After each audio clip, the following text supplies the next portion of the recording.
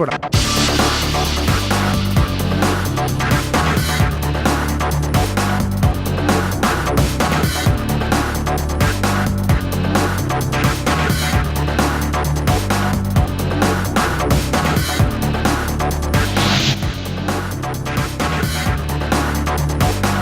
Armando Ríos Peter es senador electo por el Partido de la Revolución Democrática. Nació en febrero de 1973. Tiene la licenciatura en Derecho y maestrías en Economía, Relaciones Internacionales y Gobierno y de Administración Pública. Ha sido asesor de la Secretaría de Hacienda y Crédito Público y subsecretario de la Reforma Agraria. En el estado de Guerrero fue subsecretario de Gobierno para Asuntos Políticos y secretario de Desarrollo Social. En el Congreso de la Unión fue coordinador de la Diputación Perredista y presidente de la Junta de Coordinación Política. Armando Ríos Peter, muchas gracias por estar aquí con nosotros en línea directa con la transición. La izquierda en el Senado de la República tiene una agenda que pues tendría que estar en línea con lo que podríamos llamar esta función de un grupo parlamentario que pues no es ahora el mayoritario, no es el segundo lugar, pero que quiere estar como parte del proceso de negociación, Armando. Sí, sin duda alguna, somos la segunda fuerza política en términos electorales, más de 16 millones de votos, y me parece que en el Senado y en la Cámara de Diputados tenemos que llegar a refrendar esa posición como una segunda fuerza, sin duda alguna crítica, pero al mismo tiempo constructiva, con visión de alternativa, con planteamientos, con propuestas que hemos recogido en la pasada elección y que tenemos que llevar al seno de esos cuerpos colegiados, ese poder legislativo, para buscar la transformación del país en lo económico, en lo social y obviamente, y subrayar yo, en lo político. En el caso de lo político, hace una semana se aprueba una reforma política precisamente armada en el Senado, etcétera, pero que para muchos quedó coja. Hoy, en la perspectiva ya de un nuevo gobierno, del regreso eventual del PRI a la presidencia de la República, ¿qué reforma política se requeriría? ¿Qué mecanismo legal hay que introducir para generar una gobernabilidad democrática en el país? Bueno, yo creo que la gobernabilidad democrática y el entendimiento de lo que necesitamos como gobernabilidad en estos próximos años es especialmente tener una conversación compartida, un diálogo compartido respecto a lo que pasó en la pasada elección. Yo partiría de eso. La pasada elección evidenció una serie de fallas de nuestro sistema democrático, una serie de ausencias, digamos, en lo que no ha logrado consolidarse como transición democrática y que tienen que ser parte fundamental de lo que sea una renovación del acuerdo de gobernabilidad. ¿De qué estamos hablando? De cómo funcionan las entidades federativas en el manejo de los recursos, cómo están los medios de comunicación, cuál es el equilibrio real de poderes que existe, cómo tenemos que fortalecer especialmente al legislativo y al poder judicial frente al resto, frente al poder ejecutivo que sigue siendo prácticamente hegemónico con una gran fortaleza y de manera particular que tiene que ver con esta reforma que se hizo recientemente, la participación ciudadana, digamos, los instrumentos de participación directa, que me parece que quedaron inconclusos, que tenemos que subrayar, fortalecer.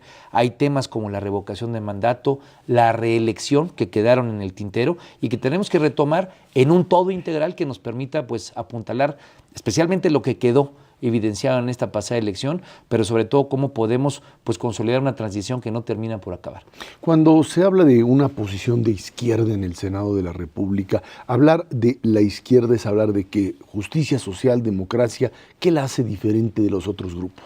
Bueno, sin duda alguna nuestros temas siempre han tenido que ver con el estado de bienestar, por ponerlo en un contexto lo más amplio posible, pero nosotros como segunda fuerza aspiramos a ser gobierno, somos gobierno en la capital, en muchos estados de la República, y nos parece que tiene que ver especialmente con la gobernabilidad democrática, con las libertades, con la defensa de una visión de sociedad pues que no tenga las graves diferencias que tenemos, no solo en lo económico, sino especialmente en las capacidades de participación política, y creo que esa es la visión que tenemos que llegar a consolidar en el Senado de la República, en la Cámara de Diputados, una izquierda que sea propositiva, que siga con una crítica fuerte a aquello del régimen pasado que no termina por irse, la situación con los sindicatos, por ejemplo, ¿no? Que pasa por un modelo de mayor apertura, de mayores libertades, de mayor transparencia y que al mismo tiempo tiene que servir para detonar en lo económico, de tal forma que queremos ser una izquierda constructiva, una izquierda que realinee mucho de lo que se nos ha desalineado en este país y que sea un eje rector de la ruta que queremos para un modelo alternativo de nación. Dentro de la propia izquierda mexicana hay grupos que no estarían de acuerdo necesariamente con este tipo de planteamiento de pactar. El PRD y por supuesto Movimiento Ciudadano, Partido del Trabajo, tienen distintas formas, digamos, de enfrentar este tipo de realidad. ¿Es compatible la visión que puede tener una izquierda, digamos, que trata de construir un modelo socialdemócrata con una izquierda que abiertamente habla de confrontación? Yo creo que tiene que serlo, Isra. El pasado proceso electoral y los más de 16 millones de votos son de todos, son de todo ese conjunto, ese amplio conjunto de visiones. La izquierda logró en esta unidad que se logró hacer entre el Partido del Trabajo, el Movimiento Ciudadano y el Partido de la Revolución Democrática, además de otras fuerzas sociales no alineadas en la lógica meramente partidista, tener una amplia convocatoria, tener la recepción de parte de los ciudadanos y que la gente saliera a votar por nosotros. De tal forma que me parece que gran parte del trabajo que hemos venido haciendo y que tenemos que mantener es lograr una sólida comunicación, la consolidación de una agenda compartida y que la propuesta la podamos llevar a la práctica.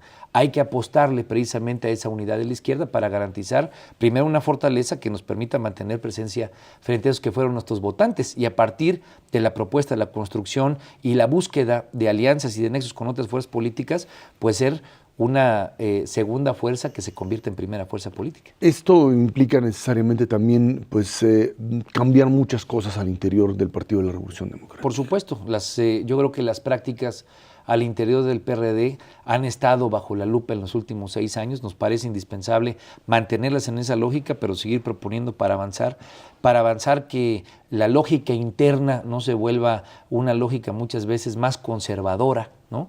Desafortunadamente muchas veces los equilibrios al interior del PRD terminan sacándonos de la posibilidad de mayor proactividad y de mayor arrojo en la agenda, y una izquierda pues tiene que tener arrojo, tiene que tener propuesta, tiene que tener capacidad de ir hacia nuevos nichos de población y de necesidad de agenda, de tal forma que pues yo te diría en lo personal, creo y estoy convencido que hacia eso es donde hay que conducir al Partido de la Revolución Democrática, porque es lo que nos tocó ver en campaña. Yo vengo llegando del estado de Guerrero, la gente del estado de Guerrero pues nos brindó su voto, ganamos de una manera fuerte, pero también logramos convocar a nuevos actores, a nueva gente que no siempre había votado por el PRD y que vio una oportunidad, tanto en Andrés Manuel López Obrador como en la oferta política que le presentamos los legisladores, de salir a votar por nosotros. Tenemos que reiterarlo en temas como el turismo, por ejemplo, garantizar ser una locomotora de generación de empleos a través del turismo, que es un tema que pareciera no ser tradicional de la izquierda, pero que está convocado a ser pues, la principal fuente de ingresos del país en materia internacional, sin duda alguna una fuente de desarrollo regional. Bueno, pues creo que hay importantes nichos de trabajo en los que estaremos construyendo una izquierda que sea propositiva. Estamos platicando con Armando Ríos Peter aquí en Línea Directa con la Transición.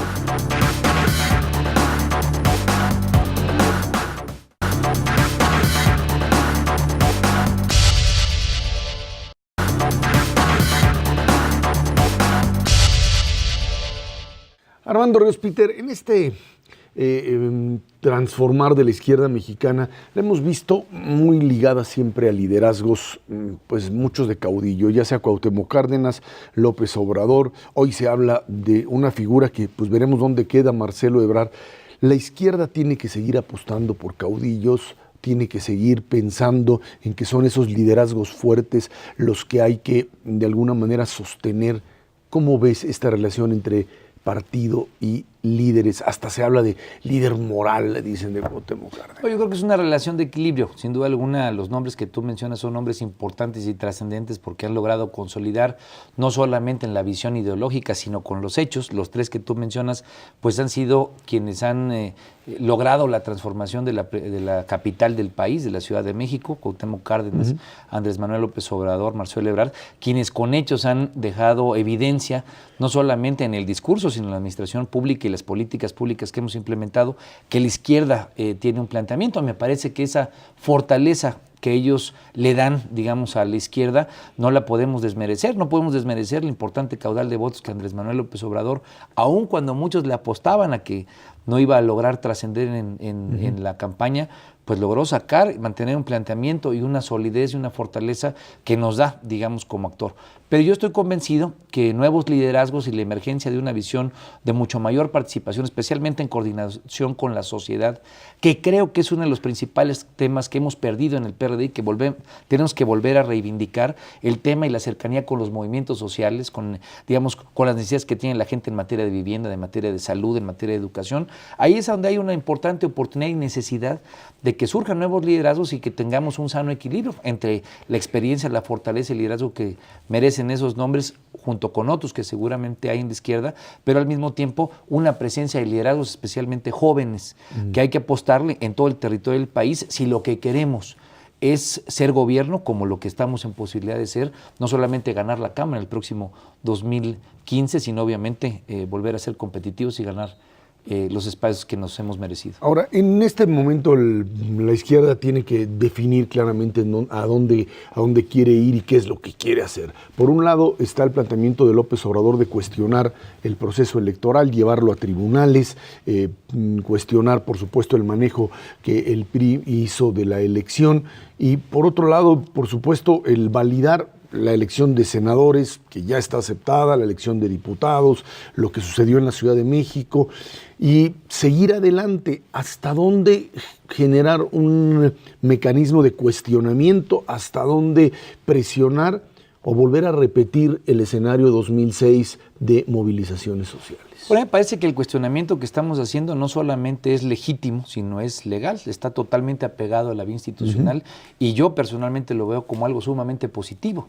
Habiendo ya estado en 2 campañas, la que me permitió ser diputado federal y esta, es terrible, mi querido Ezra, la forma en la que se hace política en este país y no podemos dejar pasar, si queremos realmente tener un país de libertades y un país pues donde haya una sociedad realmente democrática, seguir permitiendo que sea el uso del dinero, que sean los medios que distorsionan, que sea ahora las encuestas como instrumento de promoción política utilizadas para generar graves desviaciones en cuanto a lo que tiene que ser una democracia sana. Me parece que lo que está haciendo Andrés Manuel hay que acompañarlo, lo estamos acompañando los senadores, los legisladores, todas las fuerzas que hemos sido recientemente electas. ¿Y dónde lo estamos haciendo? Pues por la vía institucional, ahí en el tribunal, que la propia ley lo permite. Necesitamos seguir recabando pruebas, se lo hemos solicitado de tal forma a toda la ciudadanía, estamos haciendo asambleas y me parece que en ese proceso tendremos que evidenciar las grandes reformas que se requieren para consolidar una democracia que no está consolidada. Ahí es la ruta en la que estamos construyendo y me parece que hay que aprovechar este espacio que la propia ley nos permite, este espacio que nos permite darle información al tribunal para que tengamos toda una garantía de que esta elección no solamente nos dé una constancia de mayoría resuelta por parte del tribunal, sino nos permite evidenciar en dónde tenemos que ponernos de acuerdo las fuerzas políticas para evitar que el uso del dinero sea el que siga definiendo a los presidentes y a los legisladores. Cometer otra vez el error, dicen algunos, de pues después del fallo del tribunal, hablar de gobierno ilegítimo, presidente ilegítimo, movilización. ¿Te parece que ese camino que, pues desde mi punto de vista, los llevó a una caída importante en términos electorales en 2006, es repetible? Yo no veo esa ruta y no me ha tocado tampoco en las mesas de trabajo que me ha tocado estar, en la sensación, no me ha tocado percibir esa ruta, precisamente por eso, y creo que ahí Andrés Manuel López Obrador ha sido sumamente enfático. El tema institucional, el tema del seguimiento de los tribunales. Habrá que ir dialogando con todas las fuerzas políticas, con todos los compañeros, pero me parece que lo que tenemos que garantizar es construir a partir de la plataforma electoral que tenemos, la lógica de transformación que sigue y no empezar a erosionar, digamos, una plataforma que demuestra la confianza de los ciudadanos. A partir de esta realidad de una izquierda que dices tú ya tiene posibilidades de dialogar, de generar consensos, tienes una Ciudad de México que se convierte en un bastión ya desde hace mucho tiempo y que consigues controlar, que tienes una capacidad enorme de hacerlo. ¿Qué es lo que la Ciudad de México tiene que hacer a partir de esta nueva realidad en términos de lo que la izquierda ha logrado? ¿Es el eje del PRD, de la izquierda? Lo que sucedió en la Ciudad de México, ¿hay que hacerlo en todos lados?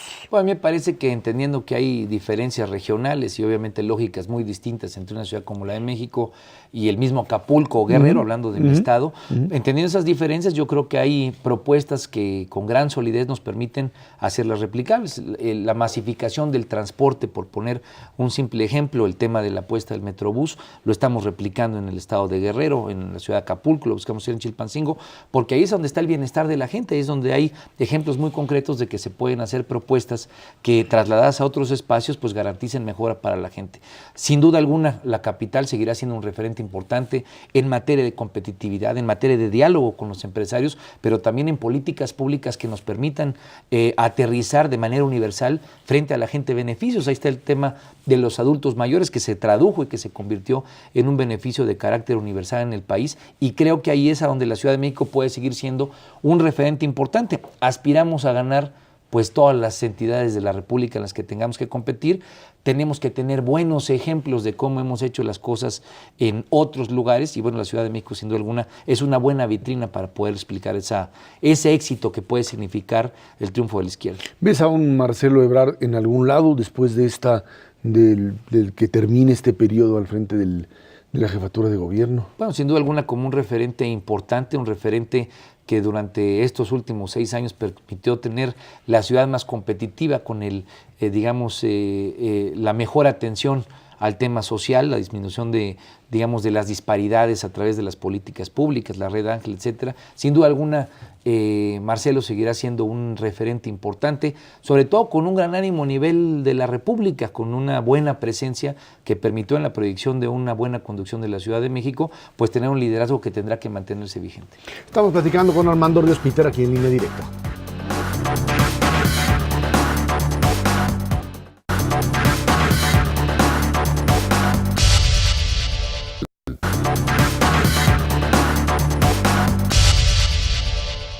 Armando Ríos Peter, la selección de candidatos sin duda fue un elemento importante dentro de la izquierda para poder obtener los triunfos que logró en la pasada elección. El Partido de la Revolución Democrática ha conseguido atraer a algunos disidentes del priismo. El propio caso de Guerrero con Ángel Helado Aguirre Rivero, algunas de las alianzas que se hicieron incluso con Acción Nacional bajo ese rubro. ¿Qué tiene que hacer la izquierda mexicana de aquí en adelante? ¿Seguir buscando o cachando a disidentes del priismo? ¿Cómo generas cuadros nuevos que sean atractivos? Esta confluencia de disidentes priistas con una izquierda tiene que seguir siendo la forma de armar lo que sería el proyecto progresista de este país. Yo creo que el eje rector del proyecto progresista tiene que ver con eso, con el proyecto, con el programa, con la plataforma. Y eventualmente cada situación termina siendo sui generis, ¿no? No es lo mismo la situación que ocurrió con Gabino Cue en Oaxaca que lo que podemos tener con Arturo Núñez en Tabasco o el propio Graco Ramírez, quien siempre ha militado en la izquierda. Yo creo que cada situación termina siendo específica, pero tenemos que tener mucha claridad y solidez en dos cuestiones. Una en la plataforma y la propuesta política frente a los ciudadanos y las ciudadanas del país, y la otra la forma en la cual resolvemos muchas veces nuestras disidencias internas, que tiene que ver con este asunto de ir hacia adelante en la renovación y el mejoramiento de los procesos internos del Partido de la Revolución Democrática. En la medida en la que tengamos una sana confluencia de ambos, primero le daremos más certidumbre a la ciudadanía de que no es el conflicto interno el que define. Y segundo, pues tendremos mucha claridad en qué es lo que ofrecemos a la gente y qué es por lo que la gente puede votar. Hoy tenemos la ciudad más importante del país, la capital, gobernándola desde hace 14 años, con buenos resultados y con buenos ejemplos. Se están traduciendo eso en ejemplos para otros estados, habremos de promover y habremos de buscar ser pues los estados que en los hechos sean los más transparentes, los que más se aboquen a las libertades y los que más se aboquen a una política social que cambie el rumbo del país y que genere crecimiento. Yo creo que ahí es el reto que tenemos instalado a partir de las urnas el pasado mes de julio, y ahí es donde en las cámaras tenemos que traducirlo en leyes y en los gobiernos, obviamente, en hechos de mejora para la gente. En el caso de Guerrero, senador, vas a tener necesariamente que entrarle al tema de seguridad. Es un tema en donde, por un lado, ha habido críticas a la estrategia del presidente de la República, pero por otro lado, ha habido pues la necesidad de pedir el apoyo al gobierno federal.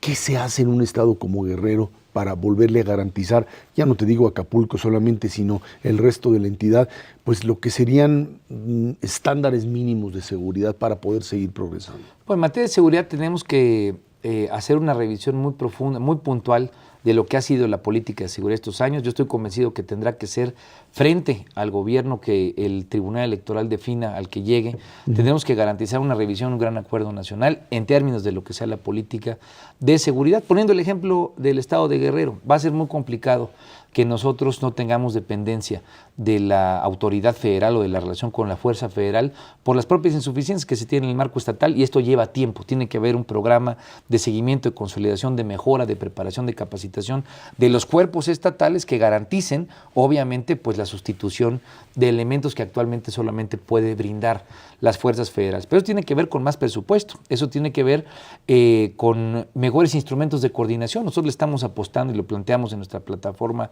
electoral, al mando único, a que tengamos capacidad de que a nivel estatal, inclusive las fuerzas municipales, pues puedan estar coordinadas a nivel estatal, como ocurre en la Ciudad de México. Y esto es una lógica de coordinación con las fuerzas federales. Bueno, todo eso es una gran discusión, tiene que ser un gran acuerdo.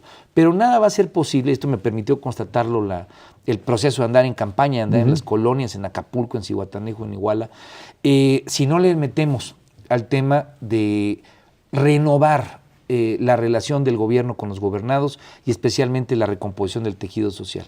Cuando tienes jóvenes que están en el desempleo, cuando tienes jóvenes que están, digamos, en una grave fragmentación comunitaria, pues son presas del crimen organizado porque es el que les ofrece los recursos, los ingresos, la viabilidad de esperanza y de futuro. No podemos seguir permitiendo que sean ellos los que ocupen el estado que tiene que tener, digamos, la situación que tiene que tener el Estado mexicano. Necesitamos meternos al programa de jóvenes, necesitamos meternos al programa de vinculación comunitaria. Todo eso tiene que ser una gran agenda que nos permita enfrentar desde las raíces el problema de inseguridad que tenemos, que tiene que ver gravemente con la falta de empleo y la falta de desarrollo. En el caso de Guerrero, este asunto de la pobreza es un problema crónico, es un problema que no es solamente falta de recursos, hay allí toda una estructura social que lo único que ha hecho es, independientemente del tipo de gobiernos, reproducir pobreza. Así es. Y tiene que ver con problemas estructurales desde la forma en la que está relacionado el sur. Hablaría de Guerrero, de Oaxaca y de Chiapas por ser los tres estados que representan la cola del desarrollo en términos de entidades federativas. Tiene que ver con la lógica en la cual nos relacionamos con la federación, en la lógica en la que se puedan dar subvenciones adicionales extraordinarias para evitar que esta situación que ya lleva décadas se mantenga. Significa un nuevo pacto con el sur, un nuevo acuerdo con estas tres entidades y invertirle estas nuevas lógicas en las cuales hay gran potencia por parte de los estados del sur. Y en la especificidad de Guerrero, también como un estado en donde la demografía y la propia dispersión social te genera esos niveles de pobreza y hay que entrarle a ese tema. Y que solo se resuelve con caminos, con carreteras, con inversión, con una grave fragmentación como la que tenemos determinada por nuestra orografía en el caso de Guerrero, pues se combate con carreteras, se combate con inversión, se combate con presupuesto público, también se combate combatiendo la corrupción, evitando que hay estos cuellos de botella que generan pequeños cacicazgos en las lógicas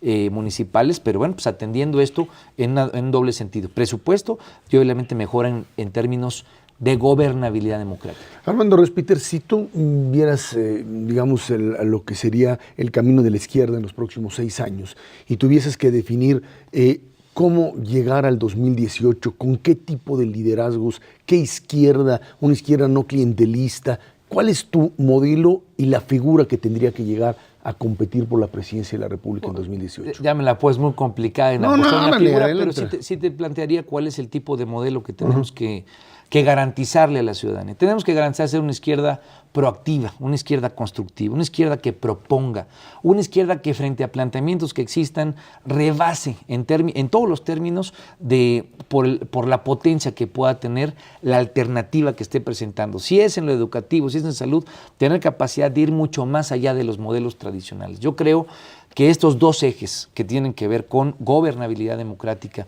con combatir la corrupción, nos dan un importante eje de acción a la izquierda en la cual desde nuestros gobiernos estatales con ejemplos demostrativos, desde el Poder Legislativo con propuestas que puedan ir, digamos, apuntalando una visión de cambio que no está y que en mucho tiene que ver con acuerdos pendientes que no se han logrado solucionar y que se conviertan en leyes específicas. Ahí es donde tenemos que ir construyendo la izquierda. Aspiramos, sin duda alguna, porque los números nos dan para hacerlo, a ser la primera fuerza en el 2015. Y obviamente que esto nos apuntale para llegar a la presidencia de la República. ¿Con quién? Pues con estos liderazgos que existen y los que vayan surgiendo para apuntalar un importante modelo de presencia que nos garantice que todo lo que ha sido la presencia de la izquierda, estamos hablando de los 23 años por lo pronto, del Partido de la Revolución Democrática, pues sean la punta de lanza para decir, sabemos gobernar, hemos gobernado bien, aquí están los ejemplos y podemos gobernar el país con mejores condiciones para que el modelo alternativo de nación que la gente nos sigue pidiendo se haga una realidad. Muchas gracias, Armando Ríos Peter. Fue Armando Ríos Peter aquí en Línea Directa con La Transición.